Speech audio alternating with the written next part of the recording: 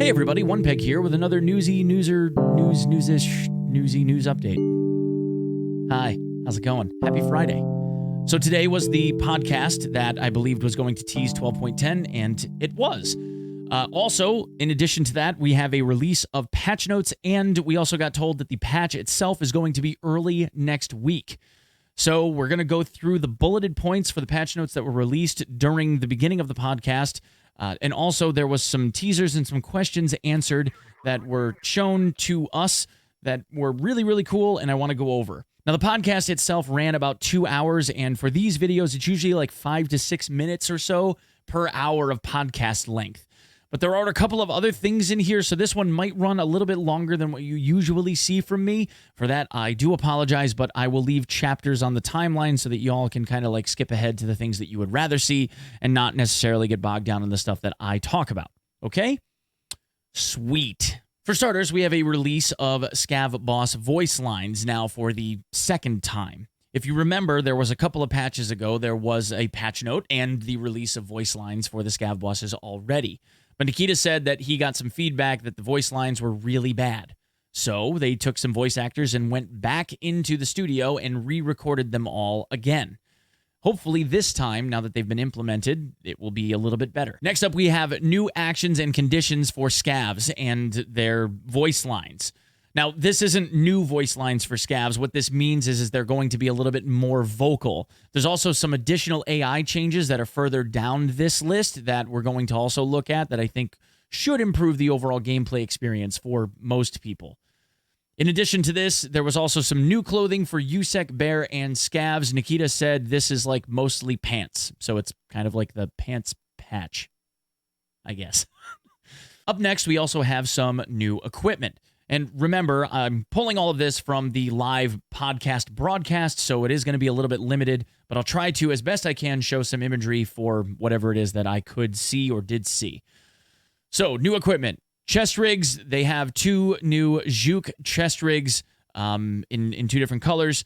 They have the Hazard 4 Takedown Tactical Sling, one in tan and one in black. This one is a little bit different, has a slightly different inventory-looking grid to it, and kind of goes across your back from, I guess, left to right, kind of across your back like a sling, right? Because it's called a sling bag. So there you go. I don't know if this is going to be used. It depends on how early in the game it comes in, but obviously we'll see next week. The Yumka Hunting Vest, the chest rig CSA, two new colors of slick plate carriers, one in olive and one in tan. They have the Eberlistock backpack G2 gunslinger, which I don't believe I have imagery of. The Condor ballistic glasses, which we saw very, very briefly, which I guess are used most commonly for airsofters. The Opsman Earmer M32 headset. The GP7 gas mask, and they also added army caps in different variations of camo, I guess. Now, for new items. Emergency water ration, which I don't think we saw. Hemostatic tourniquet cat. So this is supposed to be, although we didn't see it actually in use, this is supposed to be a faster acting, faster animated tourniquet system. Next is the AFAC. Now, this is an IFAC, I guess, on roids. It's got a black model as opposed to the IFAC, which is kind of like this light tan color. The AFAC's stats, according to the stat screen, said that it was 30 HP for a light bleed, 30 durability, and 170 durability for a heavy bleed. So it will repair both. It's a single slot, IFAC-esque looking kit with 400 overall healing durability, which is the same as a Salewa. I would assume, since it's got a smaller form factor than what the Salewa does or is, that the healing animation and the amount that it heals, et cetera, over time is going to be less than what the Salewa will do. Because that, for me, has kind of been the go-to. It's a little bit quieter. You don't hear the big zzz, that the zipper makes and stuff like that. But we'll obviously see. New ammo. So this was cool because they're introducing a 7.62 by 39 millimeter AP round, which the BP round is already pretty badass as it is. Traditionally, the way that Tarkov has always handled ammo is that if it has a higher amount of penetration, it typically has a lower amount of damage compared to that of its ammo type peers. In the case of BP, it's got 58 damage and 47 pen. Now, the AP round, obviously, if it's an AP round or being marketed as such, my guess is that the damage number will probably be somewhere around 50, with the penetration power being somewhere around 55, 54, somewhere around there, which would give it some really good single-shot penetration ability on Tier 5, and we're talking like 2 shots on Tier 6, maybe 3 to drop a thick boy. Okay? That's my guess. Just guessing. Now, they're also, for whatever reason, introducing another AP round for 5.56. Not sure exactly where that's going to end up, but we'll see. And they're also adding a Mark 318 Mod 0, which I guess is more of a fleshy round, probably somewhere in the middle. I guess all of this comes down to where it ends up on trader ranks. If you have access to something that's relatively good and starts beating out like 855A1, et cetera, we'll see where it plays. Right now, I don't really see where Tarkov would need another type or 2 other types of 5.56 rounds, but the devs for Tarkov are completionists, and if there's a military-esque round that exists or looks like it's relatively prevalent in practice, even if it's in, some obscure area, they have a tendency to add it. So there you go. Weapon systems. The introduction of the STM-9, which is, I guess, a competition gun, an AR system that is being used by a large number of Russian folks. That is created by a Russian manufacturer.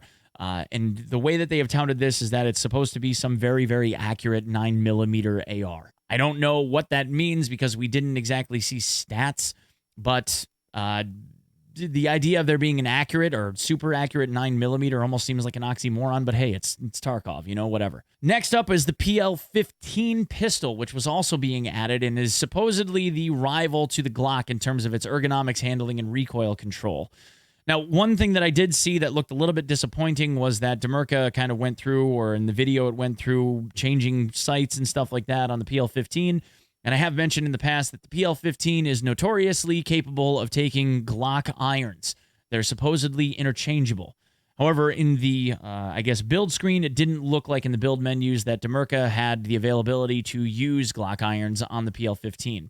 Hopefully, it's something that the Tarkov devs will change. If it's not, I don't see why it would be a very difficult thing to add, because they are supposedly interchangeable parts. They should be able to put like TFX on them. And last but certainly not least, for weapons that are supposedly being added in 12.10 is the UVSR Taiga. Now, this was teased like a year ago in some NIKILEAKS, and they finally got it added in, this orange-handled Taiga machete. Nikita mentioned that it's going to be very difficult to acquire and didn't give us any hints as to how. Now, whether this is task-related or this ends up being like just a super rare drop off of a boss or something along those lines, we don't know. He just said that it's going to be hard to get. Personally, I figure that within the first hour, someone in the Tarkov player base is going to get crazily lucky and someone's going to be like, I got one piece, and that's going to be it. Or it's going to be one of the guys that have like every task in the game done already, even like the new hotness hard ones that you need like key card hand-ins and stuff just for stretch goals.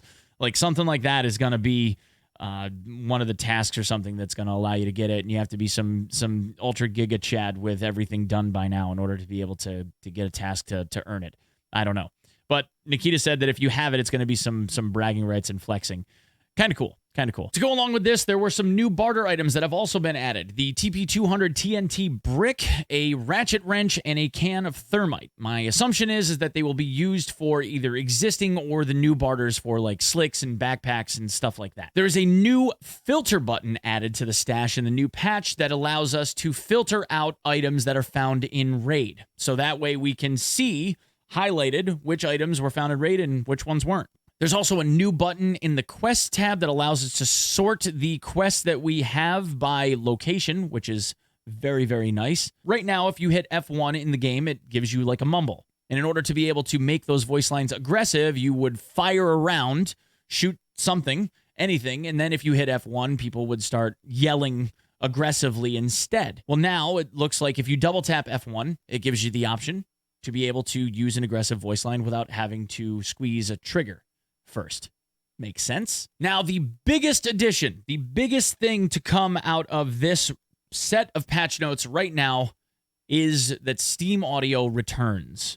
So we have binaural audio once again. For those of you that are not familiar, binaural just simply means 2 ears. The idea is that it's supposed to try to mimic the natural, biological shape of our ears to help us better differentiate between things that are lateral and things that are above and below. Now, the above and below portions of the Steam audio system aren't going to be implemented with this patch. It's just the first module, which helps with kind of like spatial lateral awareness. Personally, I loved when Steam Audio was in as long as it worked, and there were some issues with silent grenades and loud explosions from far away that sounded like they were everywhere and didn't really work right. Hopefully now we'll see that this is fixed and it'll be better for everyone. They changed the thermal imaging rendering system in the game. Before, there was a bug in the game where if you used stuff like a Reaper, you could see like loot containers and like little boxes of ammunition would glow like they were on fire. And that has been removed. The new system says it will allow for further dynamic temperature changes. There was that stim, if you remember, that was teased that allowed people to be able to like drop their body temperature and stuff. So certain things should highlight or be lit up brighter than others depending on how hot or cold they are. And then they also said there was optimizations for improved performance when using a thermal imager or thermal imaging sites. So hopefully people will get some better frames out of using them. Nikita also went on to say that they were going to be adding some additional thermal optics to the game because we know how much everybody loves thermals. Right? Right. Fence's offers, as of 12.10, will no longer be shown on the flea market. So in order to be able to buy anything from Fence, you have to go to Fence. They've reduced the strength and endurance bonuses across the board. So what this ends up working out to, we'll find out next week. We can all agree that moon boots, when you got the 51-point perk and all that stuff and the jumping height and everything else, kind of crazy. So it needed to get nerfed. It needed to. There's no doubt about it. So the solar farm, that crazily expensive thing that seemed like it only ever doubled the amount of time that fuel would last for, right? We all know about that thing and how crazily expensive it has gotten over time. Well, now it's given us a little bit of an extra perk to allow for hideout management, the skill itself to level a little bit quicker. So that's nice. Now on to AI changes, and this was really, really cool. We can all agree that Scav aim, especially when they were on the move, was a little bit nuts. And it looks like there's some things that have been adjusted. But also, there was some engagement distances that people kind of called into question a little bit. Seemed as though the Scav's ability to see you from a certain distance was almost like superhuman. So the AI changes as follows. Bots on the move now shoot even less accurately than bots that are stationary. Changed the parameters of the effect of bushes on visibility of bots. Bots see worse through bushes. Good change. Slowed down the reaction of normal bots when detecting the player. So normal Scavs detect players slower. Change the parameters of player tracking. Bots follow that point less. The maximum enemy detection radius of bots has been reduced. Bots won't fire while changing position to prone. We won't see bots shooting us mid-drop animation anymore. So the drop shot during a drop shot that no one else can do that they could, for whatever reason, manage won't happen anymore. So hopefully won't happen anymore. Fixed the sniper bot spawn. We have sniper Scavs once again. Thank you. Thank you, Nikita. Thank you. We can finally finish those tasks. Okay. And then on to an optimization thing. And this is a little bit major. And it doesn't seem like it's major, but it actually is a little bit major. The shader system that they changed, I guess, was causing some micro stutters and minor freezes and stuff to people for whatever reason at the beginning of a raid, during combat, and during other visual effects. That apparently has been partially eliminated, and there were some memory optimizations that were made. Okay, whatever. Right now, if you have your graphics turned up high enough, you have a checkbox that allows you to turn on texture streaming should you choose. And what that means is that the game, this is an oversimplification, but it's basically the game or the rendering engine making a determination based on the amount of VRAM usage that you have, whether or not it renders a certain texture that you're looking at in a higher or lower resolution. Okay? Now, this can be stuff like walls, box surfaces, grass, leaves, bark on trees, stuff like that. Textures, right? Mesh. Apparently, they've now improved and made some corrections to this so that it more accurately determines the VRAM usage to render these textures at a better or more reliable rate. And it also will allow people with lower grade systems to use this option as well, because it's going to be available to people at a wide variety of different graphics settings levels. The only thing that I worry about with this is that based on somebody having a lower end system, that they'll be able to enable texture streaming and it will give them some type of an advantage in regard to rendering grass and grass shadows and stuff like that, so that they end up being able to see things better on the map than guys with better stuff. Hopefully that doesn't happen. Now, this says that the option is disabled by default and that it will be available at any texture quality. Now, this does say that on low texture settings in RAID, some item icons may be unclear when you use the MIP streaming option.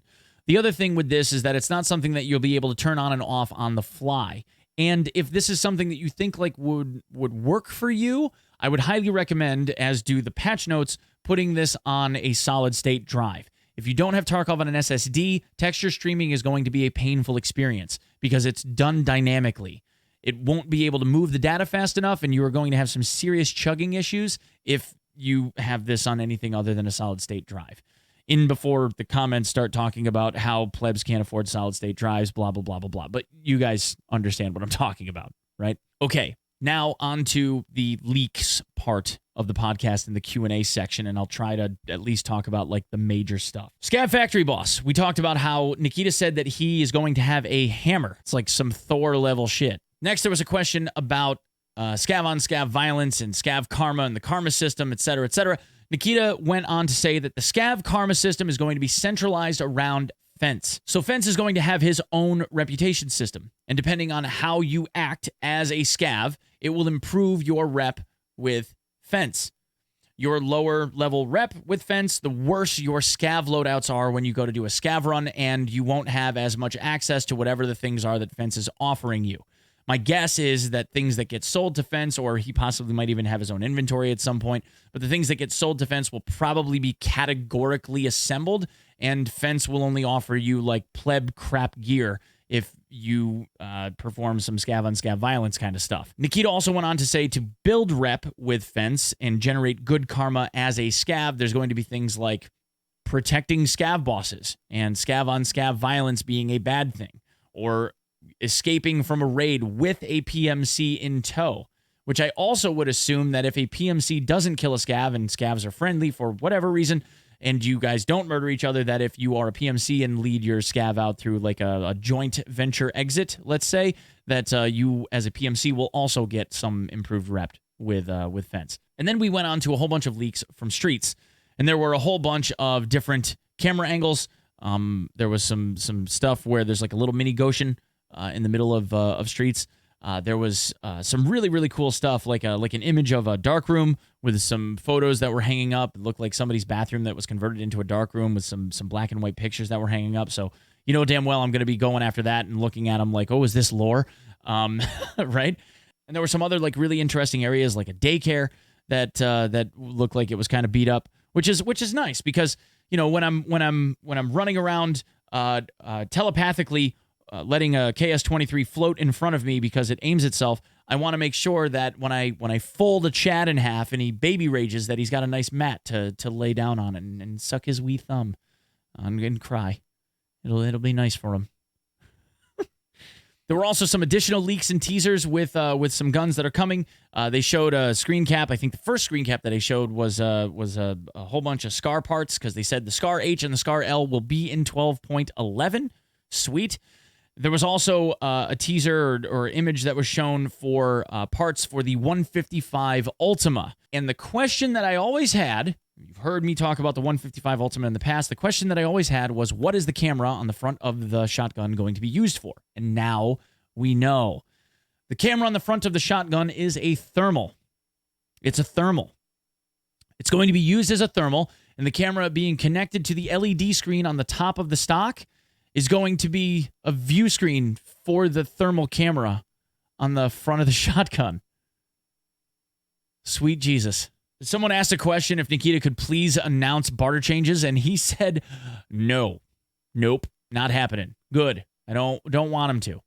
The more stuff he doesn't tell you, the more stuff I can make content for, and that keeps me employed. And two other major things that came out of this. Well, three. One of which was, what about the dynamic aspect of the flea market? Nikita said he's going to try as best he can to let the flea market do its own thing. He wants the flea market to control the flea market. He doesn't want to modify prices. He doesn't want to change things. Right now, there's base item value and stuff. He really wants to unchock the wheels with that and just let the player base determine what the value of items are and not interfere with it and just let it go. I personally am all for it. Dynamic loot values and changes and stuff like that. There are ways around getting items that you want or need. And it's really just people's impatience and desire to have things that they want right now that makes them frustrated. And I'm completely fine with that. Second to last. So things that we didn't know that are coming for 12.11 that are, I guess, definite. 12.11 Streamer Mode, Scar H, and Scar L. Those things are coming. In addition to which, Nikita also said that they are going to have the sights and scopes reworked for 12.11, whatever that means. He said they actually wanted to have it in 12.10, but they couldn't get it done in time, so 12.11 it is. And last but not least, for those of you, my homies, that stuck around to the end of the video, here's the big one. Are you ready? All right, lean in. Lean in. Okay, here. Lean in, nice and close. Okay, you ready? Check this out. If you die in arena mode, your body is going to be lootable. Oh, yeah. Bodies in arena mode are going to be lootable, and you can lose your gear in arena mode if you die. You only have insurance. I can't wait. Oh, this is amazing. This is amazing. You know what didn't get asked or answered in this podcast? Anything whatsoever about the KS-23. Boom! All right. Thanks for coming by the video, boys. I appreciate you. I hope this was informative for y'all. And I'll see you in stream 7:30, 8 a.m. Eastern Standard Time on Twitch. All right? Sub the channel if you want to. Love you. Bye.